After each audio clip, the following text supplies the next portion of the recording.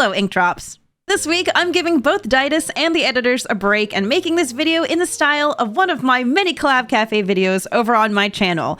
I'm taking over today. And that's because a while back, Daidus and I took a trip to Osaka and we filmed at an art gallery themed cafe where we got to paint on our own edible canvas cakes and try out some drinks that were inspired by famous paintings. So I felt this was the perfect spot to showcase for an episode of Spilled Ink. And perfect for me to narrate, because, as a lot of you might know, I'm a big cafe fiend. And out of all the themed cafes I've been to, I'm not kidding when I say this was genuinely one of the most creative and impressive ones I've ever been to, and I'm really excited to tell you all about it. If you're ever in Japan and visiting Osaka specifically, I highly recommend adding Unimak to your list of places to visit if you're interested in an interactive and delicious artistic experience. This video is not sponsored, by the way. We actually reached out to the cafe asking if we could film here, and they very graciously gave us the option of coming in after hours so we could film without capturing other customers on camera. But everything we ate was purchased by us. So the highlight of this cafe is their signature canvas cake set, which is a pure white buttercream cake with a tea-scented sponge and sweet and sour raspberry cream underneath.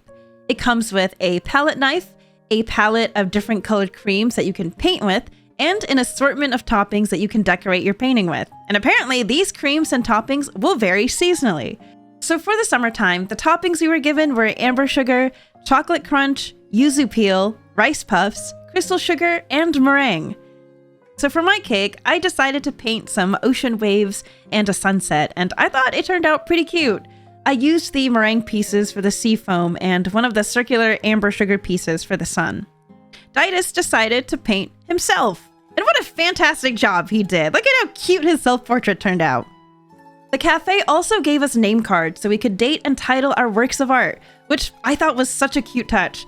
I called mine Sparkling Sunset, and Daidus called his Daidus. And once we finally took some bites out of our cakes, we were very pleasantly surprised to discover that they were really nice and soft and tasted really good. Even with all the additional creams and toppings, the cake wasn't too sweet at all. The canvas cake painting was a really fun and interactive art experience, and each one is handmade, so they're super limited in number every day. So if you do plan on visiting this cafe and trying it out for yourself, I highly recommend placing a reservation for it online beforehand. It was time to wash down the cake with some drinks that were all designed to be an homage to their respective paintings in both appearance and flavor. The first one we ordered was The Kiss by Gustav Klimt, which was a dry ginger ale filled with spicy ginger jelly for that really gorgeous yellow golden color, and grenadine and lime jelly for the green and red colors. The second drink was Southern Gardens by Paul Klee. This drink is a sangria-style non-alcoholic soda with colorful fruit sorbet to replicate the colored squares in the painting. And according to the website, the crunchy texture of the fruit sorbet and the popping sound of the carbonation is meant to represent how Klee attempted to express sound through painting.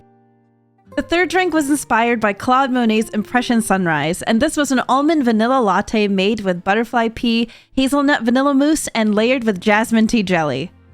I was especially impressed with the way they recreated the painting by layering the drink ingredients, and I still have no idea how they did the sun. And lastly, for their limited time drink, Unimak had drinks based off of the works of Katsushika Hokusai, who was the artist behind the famous Great Wave off Kanagawa woodblock print. So we of course had to give that one a try. This drink was a jasmine soda with jasmine foam, jasmine jelly, grapefruit granita, diced apples, and a rich matcha sauce at the bottom. As you can see, these drinks looked incredible, and you could tell there was so much thought and creativity behind the ingredients and colors that they picked for each one.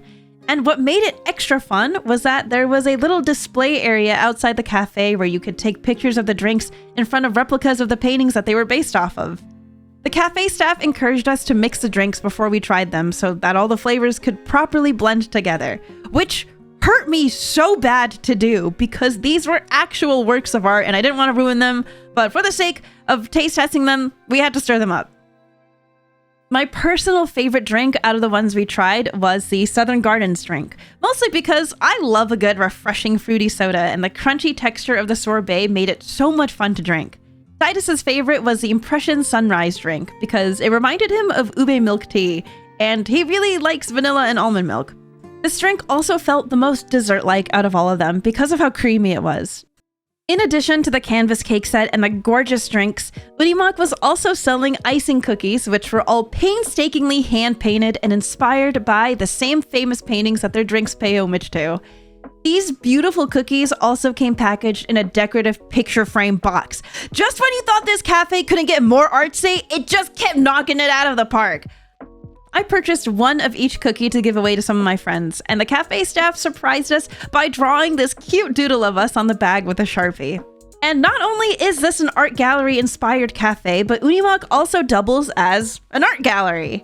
Every few weeks, they'll have an artist display their work in a solo exhibition in the cafe where customers can look at their art, read more info about the artist, and also buy original pieces and merchandise. So during our visit, the artist on display was an artist by the name of King Yangpi, who is a third-generation Korean artist from Osaka. He had some beautiful, colorful original works on the walls, and some keychains and stickers available for purchase.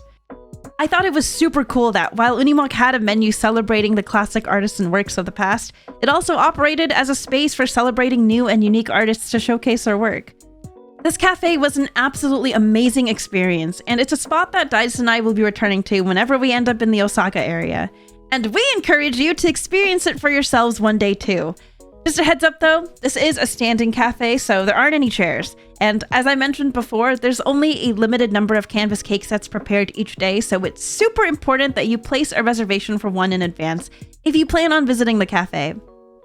Everything about this place felt like a love letter to the art world, and I cannot recommend this place enough. Hope you enjoyed this short video, and if you'd like to see more art-related experiences like this one in Japan, please let us know. It'll encourage us to get out of the house every once in a while. Alright, bye! See you in next week's episode!